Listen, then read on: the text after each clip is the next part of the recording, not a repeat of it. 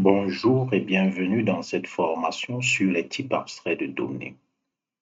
Tout au long de cette formation, nous allons répondre à trois questions essentielles, à savoir qu'est-ce qu'un type abstrait de données, à quoi sert un type abstrait de données, comment écrit-on un type abstrait de données. Les réponses à ces trois questions nous donneront les compétences nécessaires pour nous prêter à l'écriture de quelques types abstraits de données.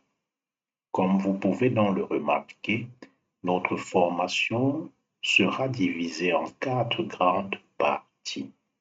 Dans la première partie, nous donnerons une définition du type abstrait de données. Nous listerons les caractéristiques d'un type abstrait de données. Nous soulignerons la différence qui existe entre un type abstrait de données et une structure de données.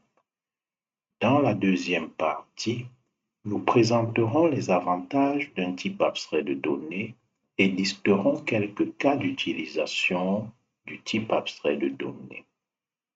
Dans la troisième partie, nous présenterons la structure générale d'un type abstrait de données en y faisant ressortir son nom, les différents types de données qu'il manipule et les opérations sur ces différents types de données-là.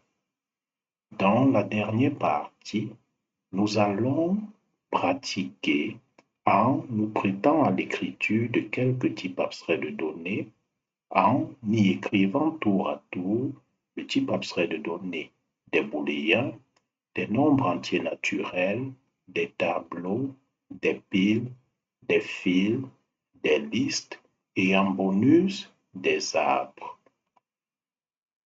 Une fois que le programme détaillé a été présenté, passons à la première partie de notre formation.